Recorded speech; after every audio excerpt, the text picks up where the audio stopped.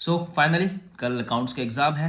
बहुत सारे बच्चों को डर लग रहा है, मैसेज आया कि सर कैसे होगा, क्या करना है, डिजिटल कॉपी चेक होगी तो किन किन बातों का हमें ध्यान रखना है। तो वही सब बातें हैं जो मैं आपके साथ यहाँ शेयर कर रहा हूँ। कुछ 5 ऐसे पावरफुल टिप्स मैं आपको देने की कोशिश कर रहा हूँ जिससे आप एग्जाम में अच्छा स्कोर कर सकते हैं। ठीक है, सबसे पहले हम सबको पता है कि अब की बार 12th एग्जाम बोर्ड्स की copy CBSE digitally copy check होगी। तो आपको किन किन बातों का ध्यान रखना है, ये वीडियो सभी एग्जाम के लिए है जिन जिन को आप एग्जाम आने वाले टाइम में देने वाले हैं।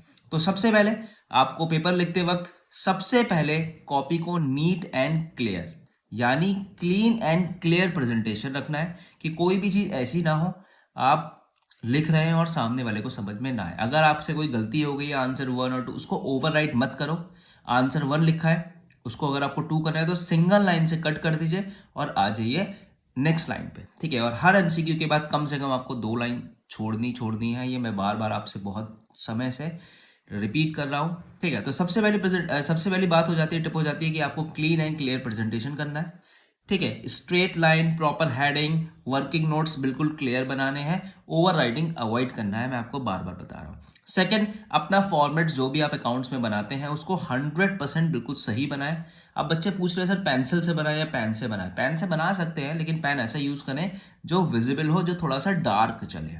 ठीक है, वो जेल भी हो सकता है, बॉल भी हो सकता है, वट एवर आप जो भी यूज करते हैं। ठीक है, चाहे वो बैलेंस शीट है, चाहे वो P&L अकाउंट है, उन सब चीजों के फॉर्मेट बहुत क्लियर तरीके से बनाए। ठीक है, थर्ड आपका बनता है नरेशन मत लिखना भूलना। नरेशन बहुत इंपॉर्टेंट है, नरेशन बिल्कुल भी मत लिखना भूलना। नरेशन आपको लिखनी है एग्जाम्स के लिए, आपकी एग्जाम की कॉपी में। जैसे जर्नल एंट्रीज आप लिखते हैं विदाउट नरेशन तो आपके मार्क्स 100% कट होने ही होने हैं। तो आप जर्नल एंट्री लिखते वक्त नरेशन को बहुत अच्छे से यूज करेंगे, बहुत अच्छे से लिखेंगे। ठीक है, फोर्थ, वर्किंग नोट्स बहुत क्लियर बनाएं। अब बच्चे क्या करते हैं, बिल्कुल लास्ट के पेज पे जाके वर्किंग नोट बनाते हैं। तो आप बनाइए, ठीक है, लेकिन कोशिश करिए क्वेश्चन के साथ आप कहीं वर्किंग नोट क्लियर दिखाएं, जिससे एग्जामिनर को ये समझ में आता है कि हाँ इस बच्चे ने इस क्वेश्चन को इस वर्किंग नोट की हेल्प से सॉल्व किया है, कहीं से चीटिंग नहीं करी है। ठीक है, तो इवन आप इफ फाइनल आंसर रॉन्ग हो सकता है बट आप वर्किंग नोट बनाएंगे तो आपको स्टेप मार्किंग भी मिलने के चांसेस पूरे पूरे होते हैं। ठीक है, और लास्ट स्टेप आपका आता है कि आपको पूरा पेपर अटेम्प्ट करना है। ये आप माइंड मेकअप करके जाएं कि आपको किस तरीके से, कैसी स्ट्रेटेजी आपने जब अभी पिछले कुछ दिनों से प्रीवियस ईयर क्वेश्चंस लगाए होंगे तो आपने बना भी ली होगी कि मुझे एमसीक्यू पहले करने हैं या क्या पहले करना है।